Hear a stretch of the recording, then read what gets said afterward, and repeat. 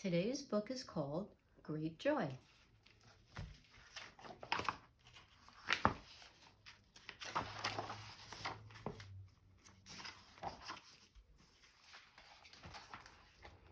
The week before Christmas, a monkey appeared on the corner of Fifth and Vine.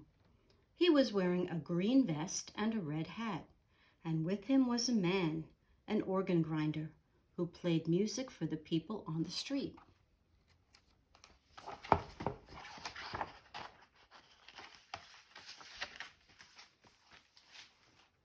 In the daytime, when the sun shone, the sequins on the monkey's vest glittered and flashed, and from the window of her apartment, Frances could see the tin cup he held out to the people who walked by. Sometimes, if it was very quiet for just a minute, she could hear the music.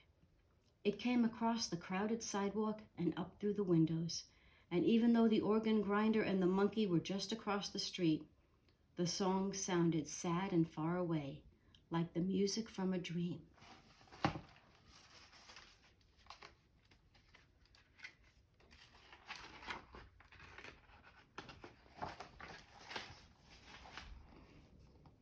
"Where do they go at night?" Frances asked. "Who?" said her mother. "The man and his monkey." "Oh, Frances," said her mother, "don't ask me questions that I can't answer. I'm sure they go somewhere.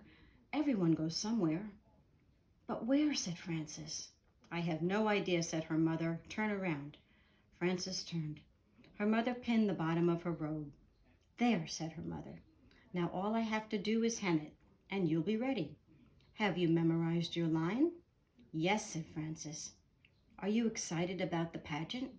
"Yes," said Frances, and she turned away from her mother and looked out the window at the monkey.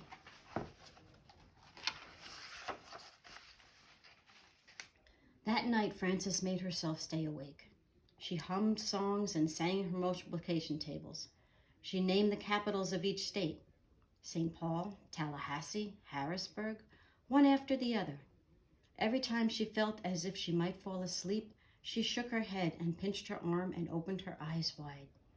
Finally, at midnight, Frances got out of bed and crept down to the hallway to the living room.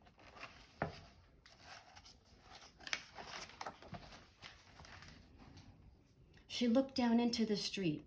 She saw the organ grinder, but where was the monkey? Her heart thumped. And then she saw him, tucked inside the man's overcoat, his small red hat still on his head.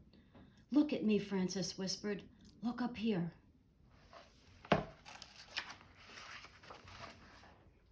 It was the organ grinder who looked up.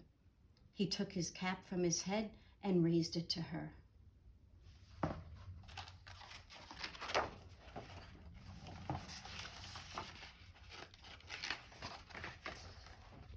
"They sleep on the street," Frances said the next morning, "even when it snows." "Oh, Frances," said her mother, "maybe they could come for dinner." "No, they can't come for dinner," said her mother. "Why not?" "They're strangers, that's why. Eat your breakfast, Frances. You've got a big day ahead of you."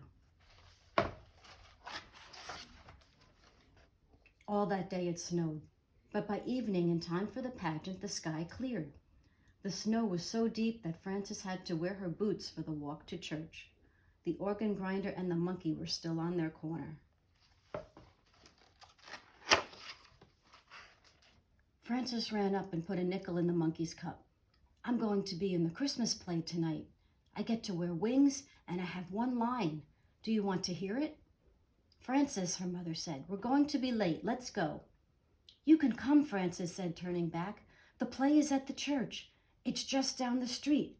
You can both come." The organ grinder smiled at her, but his eyes looked sad.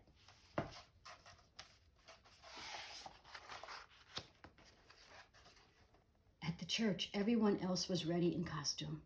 "Hurry," the choir director said as he helped Frances put on her wings. The shepherds walked out first, and then the choir director pointed to Frances. "Now," he whispered.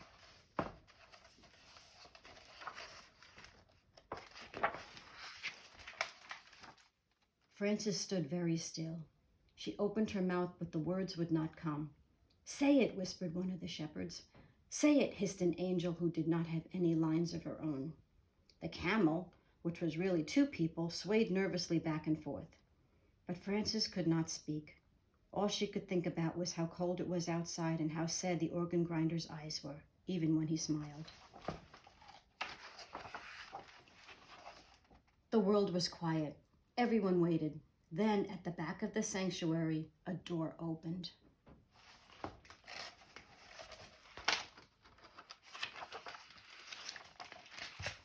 Frances smiled. "Behold," she shouted, "I bring you tidings of great joy." And because the words felt so right, Frances said them again. Great joy.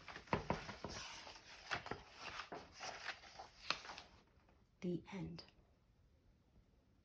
And there's the organ grinder, and there's the monkey playing with the kids.